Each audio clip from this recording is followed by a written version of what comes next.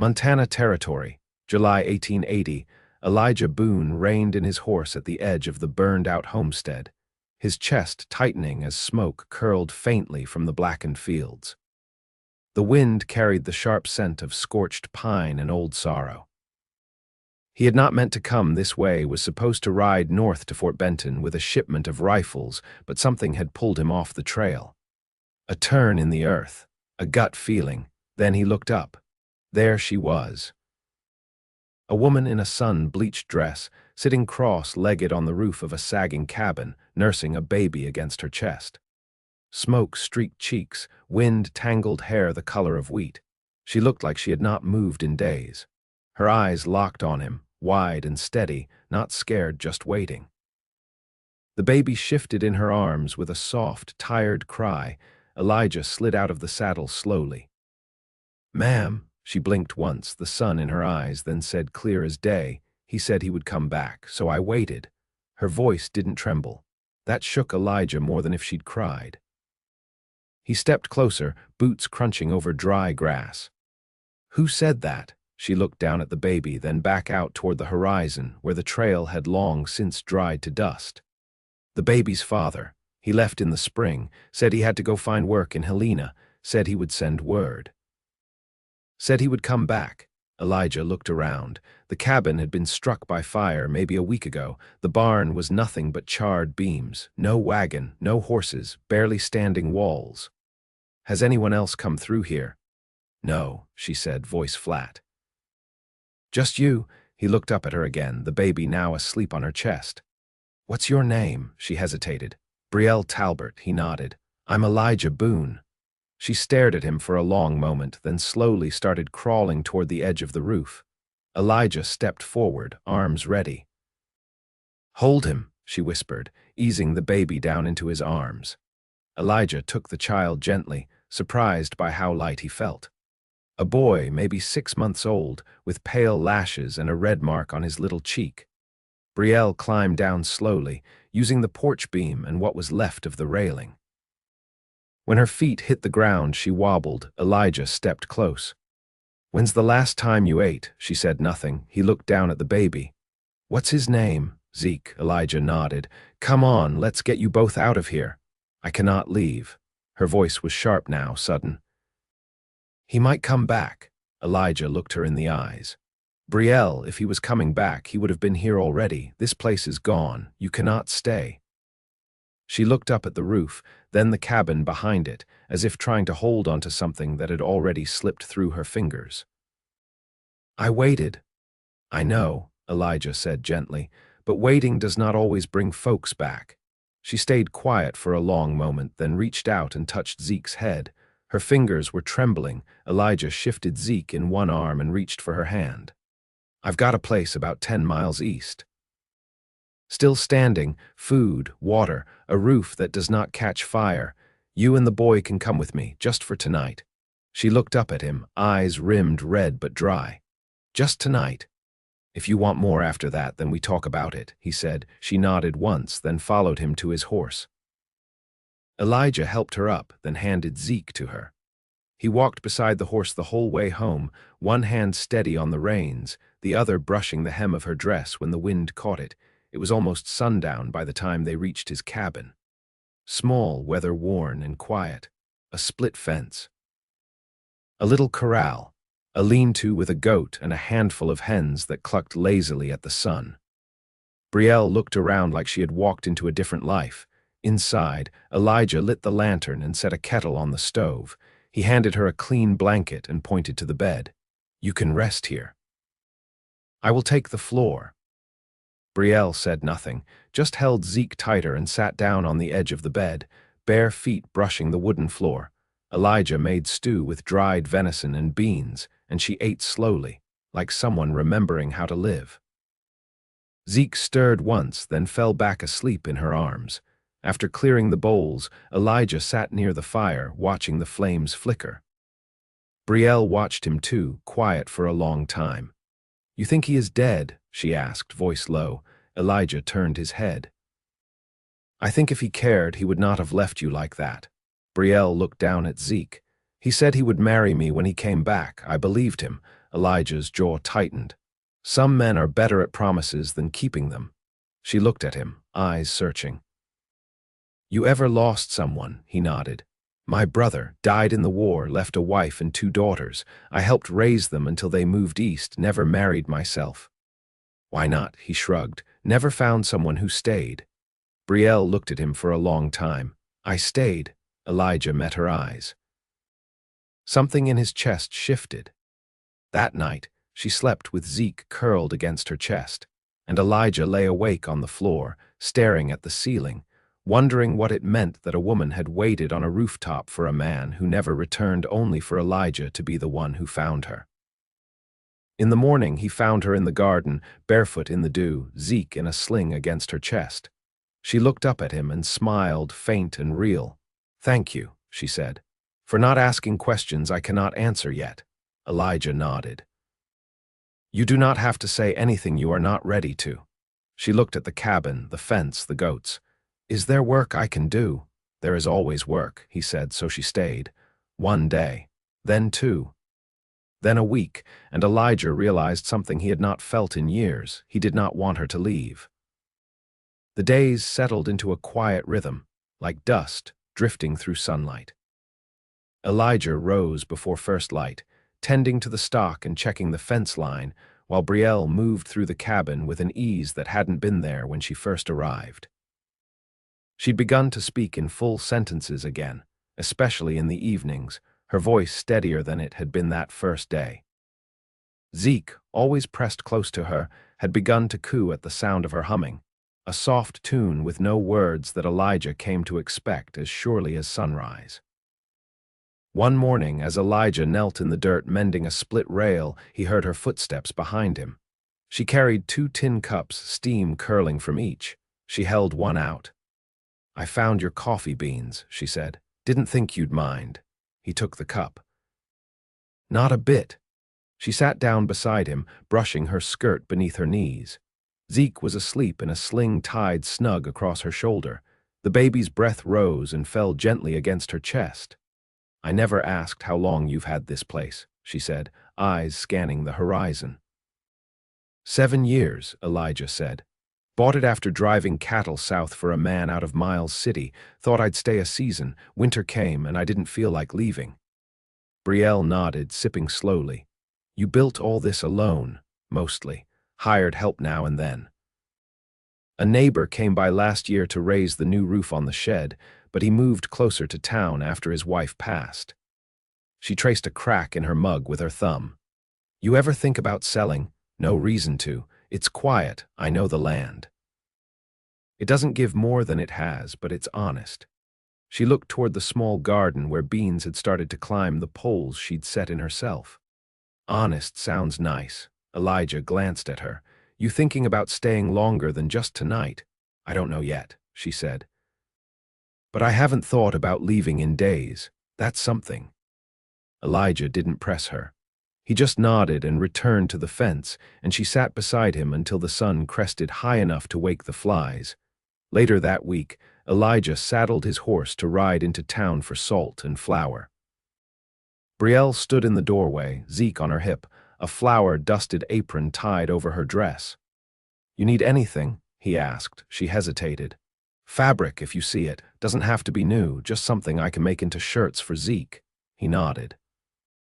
Anything else? She looked at him, her eyes searching. No. He rode out under a sky thick with heat. When he returned hours later, she was gathering eggs, skirts hitched up to avoid the mud near the coop. She looked up as he dismounted, brushing hair from her face with the back of her wrist. You bring the flour and the fabric, he said, pulling a folded bundle from his saddlebag. It's not much, but it's clean. She took it carefully, thumb brushing the edge. Thank you. He unsaddled the horse while she went inside. By the time he stepped into the cabin, the scent of biscuits filled the air. She moved quickly between stove and table, sleeves rolled up past her elbows. You cook like you've been here longer than a week, he said. I grew up cooking for 5 brothers. You learn to stretch what you've got. He sat at the table, watching her cut into a pan of cornbread. Where were you raised? North of Yankton, she said, setting a slice in front of him. My father ran a small ferry across the Missouri. Not much money, but we had enough. He broke the bread in half, steam rising. You still in touch with your kin? No, she said, her voice lower. Things changed after my mother died. My father married again. She didn't want me. I left when I turned 16. Elijah didn't ask more. She didn't offer more. That was the way with some things better left in the quiet. That night, after Zeke fell asleep, Elijah sat on the porch sharpening his knife. Brielle stepped out, arms folded, shawl wrapped tight. Cool tonight, she said. He nodded. Storm coming, maybe. She leaned against the post, watching the trees sway. Do you ever wonder what it would have been like if things had gone differently? How do you mean, if you'd married, had children, stayed somewhere with more people? He set the blade down. Sometimes. But I figure we're shaped by what we carry. She looked out into the dark. I used to imagine a house near a river. A man who didn't leave before the baby came. Chickens. A dog, not much, just steadiness. He glanced at her. You still want that? I don't know, she said. But when I wake up here, I don't feel hollow. He stood, stretching. The wind had picked up, tugging at the trees. If there's anything you need, you tell me. She met his eyes. I will. The next morning, she was already at the well when Elijah stepped outside, drawing water with her sleeves rolled up, her hair tied back with a strip of cloth torn from the fabric he'd brought. Zeke sat nearby in a basket lined with blankets, gumming a wooden spoon. I was thinking, she said, pouring water into a basin. If you let me plant squash before the next rain, we might have a harvest by September. Elijah leaned against the post, arms crossed. You don't need to ask. If you see something needs doing, do it. She looked up at him and smiled, not polite, not guarded, just sure. All right, she said. I will. By late August, the land had softened under the weight of rain. Squash vines stretched thick along the garden Rose Brielle had planted, and the hens had taken to nesting under the porch, out of reach of the fox Elijah had glimpsed near the creek. The days passed quiet but full, the kind of full that didn't need announcing. Elijah had begun building a small addition off the back of the cabin, a space for Zeke once he grew past the cradle. He didn't ask Brielle if she planned to stay that long. He just started cutting the boards. One evening, she was stitching near the fire while Zeke lay sleeping in the corner, his breath even and soft. Elijah sat across from her, oiling his saddle straps. The silence between them had grown comfortable, no longer something to fill. You know what I miss? She asked, knotting her thread. He looked up. What's that? Books, she said. Not Bibles or ledgers, just something with a story. My oldest brother used to bring home dime novels from the post. I'd read them under the covers until I couldn't keep my eyes open. Elijah leaned back in his chair. I've got a few in the trunk under my bed, nothing fancy. Couple of journals, an almanac, and a copy of The Prairie Traveler that someone left behind. She raised a brow. The one by Randolph Marcy. That's the one. I read that cover to cover once, back when I thought I'd head west alone. She smiled faintly. I never made it farther than Fort Shaw.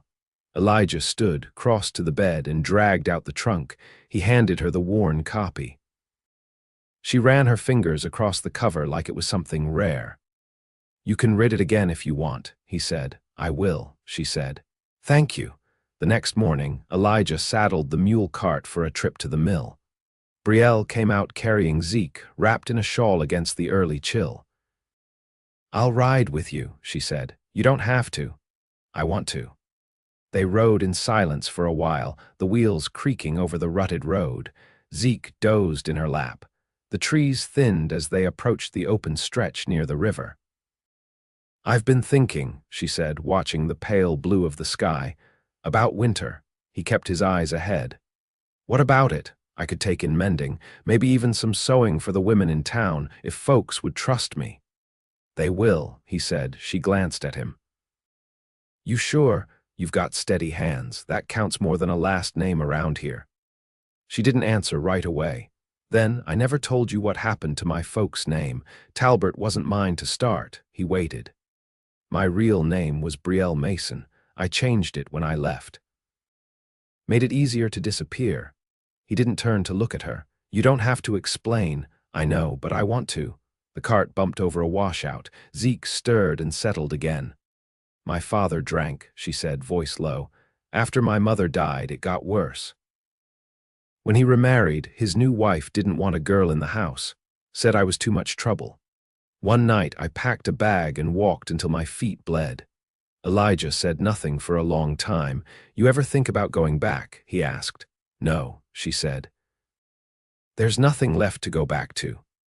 By the time they returned from the mill, wind had picked up, carrying the smell of pine and distant rain. Elijah helped unload the sacks while Brielle took Zeke inside. That night, he found her standing by the open door, watching the sky. You all right? He asked. She turned. I've been wondering something. Go on. If I do stay, she said, what would you want from me? Elijah stepped closer, slow. Nothing you don't already give. She watched him carefully. And if I gave more, he didn't answer at first. Then, quietly, I'd hold it like it was worth something. Wind tugged at her shawl. She reached up, touched the stubble along his jaw, then let her hand fall. I'm not the same girl who waited on a roof, she said. I know. He closed the space between them, not fast, not bold, just sure. When he kissed her, it wasn't a question. It was a promise. Inside, Zeke stirred, then settled again. The fire cracked low. Elijah rested his forehead against hers. You don't have to wait anymore, he said. I know, she whispered. I'm already here. By mid-September, the air carried the edge of frost at first light, silvering the grass and turning the morning still. Elk had started moving lower in the hills, and Elijah left out early with his rifle, hoping to get meat stored before the first snow. He returned before dusk with 2 rabbits instead, not what he'd hoped for, but enough to keep them fed a while longer. Brielle met him at the door, her hands red from scrubbing linens. Zeke was in the cradle, chewing on the corner of a cloth book she'd stitched from scraps. Elijah handed her the rabbits by the hind legs. I'll clean them out back, she said, already heading for the basin. Elijah watched her go, her braid falling over one shoulder, her gait steady as ever.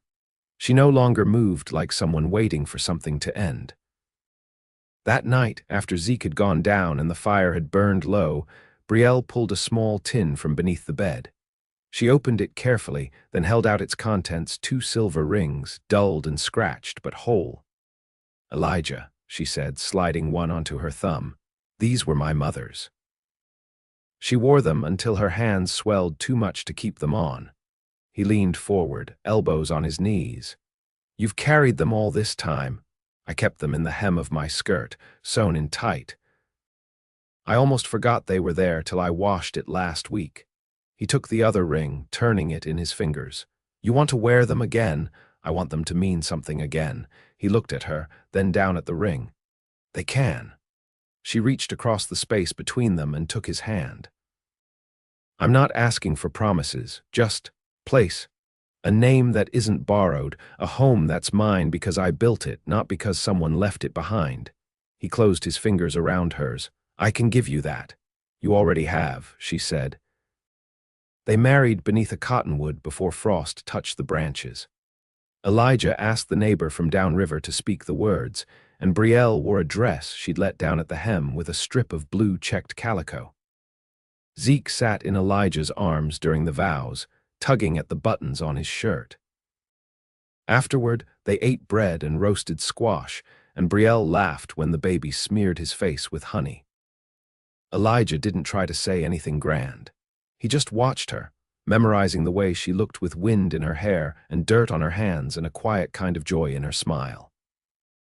Later, when the lantern burned low and Zeke had gone to sleep, she took Elijah's hand and pulled him toward the bed she had once only planned to borrow for a night. She touched his chest, where the buttons had come loose, and he touched her cheek, where the wind had left a faint flush. There were no declarations, just breathe and the weight of belonging, and the sense that they had already begun something long before this night, In the weeks that followed, the weather turned sharp. Snow came early that year, wet and heavy. Elijah built a second cradle one Zeke wouldn't outgrow before spring, and Brielle mended every blanket in the house. She started saving extra flour for the women in town who'd offered to trade for her stitching. Word had spread after she'd patched a preacher's coat so cleanly you couldn't find the tear one morning. As Elijah came in with a pail of snow to melt, he found her sitting with a scrap of cloth stretched over a hoop, brow furrowed with concentration. "You making something new?" she nodded without looking up. "A quilt for the baby we haven't spoken about yet." He paused, snow melting down his sleeves. "You're sure?" "I'm late," she said, "and I know my body." He crossed the room, knelt beside her, took her hand. "If it's a girl," he said, "she'll have her mother's hands. And if it's a boy, he'll learn what it means to stay." She didn't cry. She didn't need to.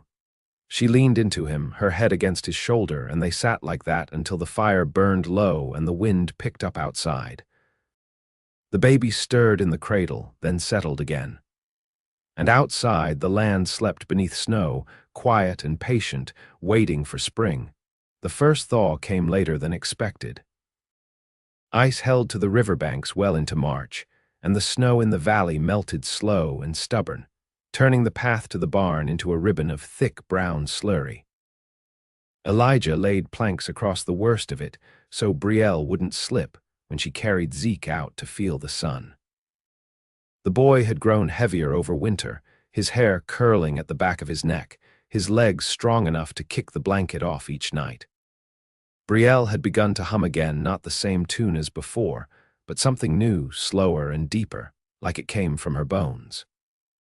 One morning, she stood at the table tracing patterns on a length of muslin, a paperweight holding down the curling edge. Elijah leaned against the doorframe, arms crossed, watching her measure the fabric with the side of her hand. "You planning something I should know about?" "Curtains," she said without looking up, "for the windows in the back room.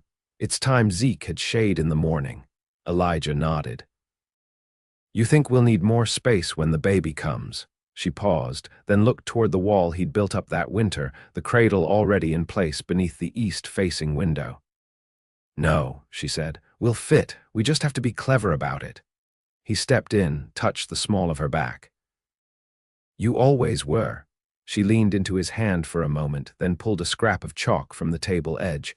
"I want to teach him to read when he's older. Zeke. Him and the next one, I want them to know how to ask questions, not just follow orders."